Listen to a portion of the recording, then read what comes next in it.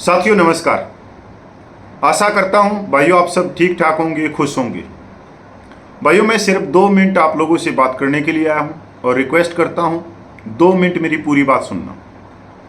ये बात आलतू फालतू की नहीं है, ये बात आपसे मेरे से इस समाज से जुड़ी हुई है, इस समाज के आखिरी छोर पे बैठे हुए हर एक इंसान से जुड़ी हुई है।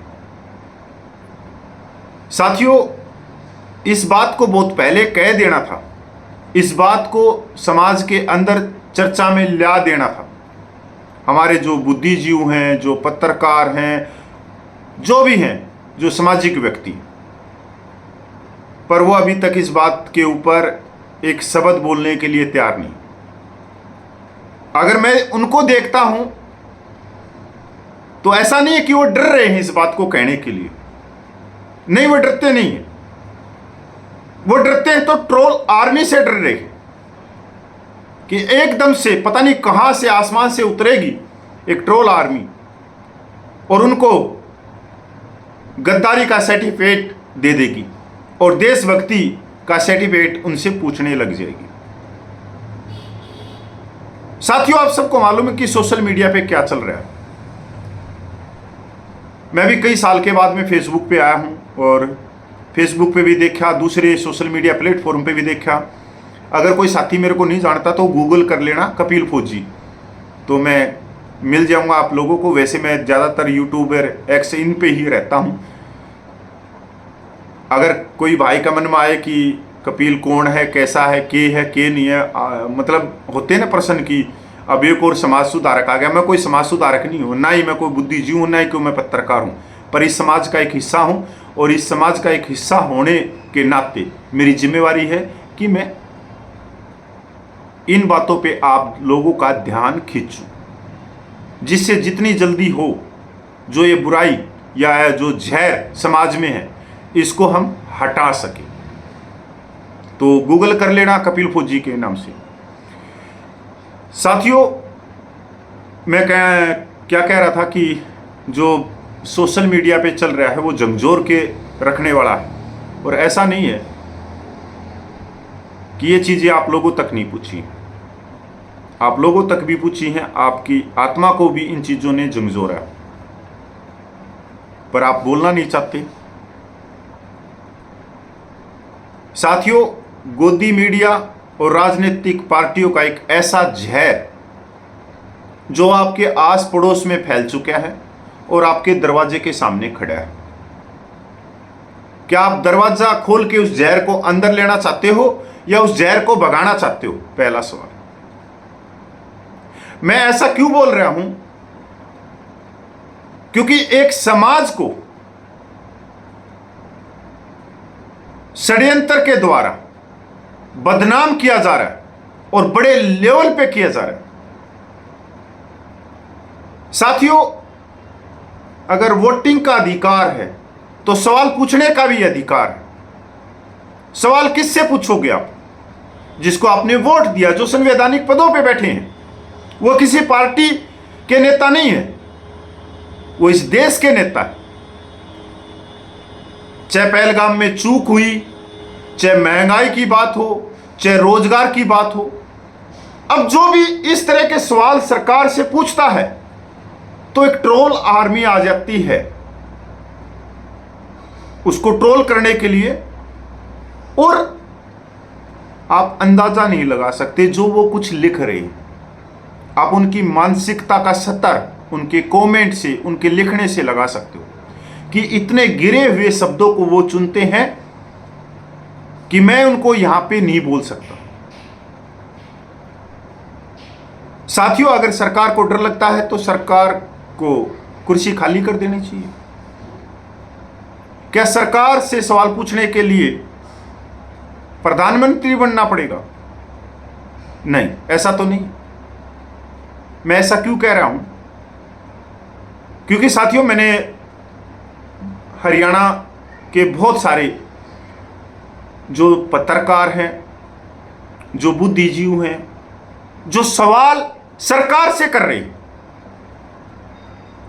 पर कमेंट उनको एक जाति के लोग आके दे रहे, और किस मानसिकता से दे रहे हैं, किस तरह से ट्रोल किया जा रहे हैं और कितने निचले लेवल के शब्दों का यूज करके उनको गालियां दी जा रही।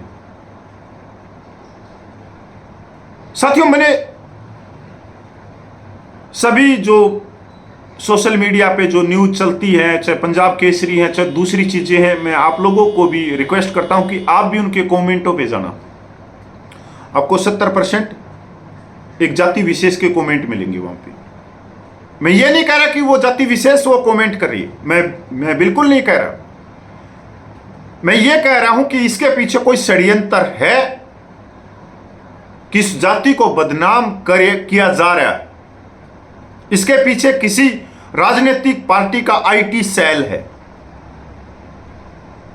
और ये आप समझ नहीं सकते कि ये जहर किस लेवल का है, जो समाज के भाईचारे ताने बाने पे चोट मार रहा है। और ऐसा भी नहीं है कि इस हथौड़े की चोट जो समाज के भाईचारे पे लग रही है, उसकी आवाज आप लोगों तक नहीं आ रही हो, मेरे तक नहीं आ रही हो। सुन तो सब रहे हैं इस आवाज को, पर मैं थोड़ा सा ज्यादा सुन ली मैंने इस आवाज को, क्योंकि इस हथौड़े के ऊपर एक जहर भी लगा हुआ है जो समाज को बांट रहा है, भाई भाई को बांट रहा है। मैंने ये मैंने 3-4 दिन में निकाला है कि ऐसा कैसे हो सकता है कि 70% लोग जो कमेंट करने वाले हैं वो एक हमारी जाति से संबंधित रखे हुए हैं। मतलब जो समाज की एक जाति है वो सबको मालूम है। क्यों भाई, सवाल पूछना कब से गुनाह हो गया?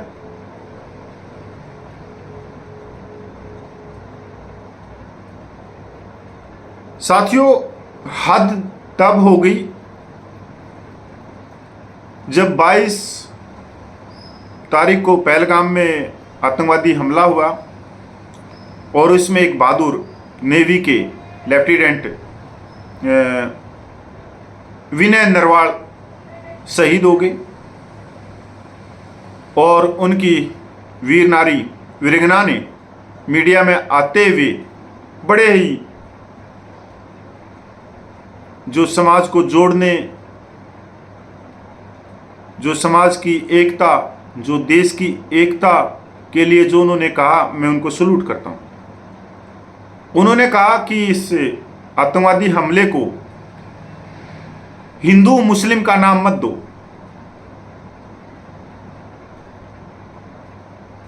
इसको आतंकवादी हमले को हिंदू मुस्लिम में मत बांटो।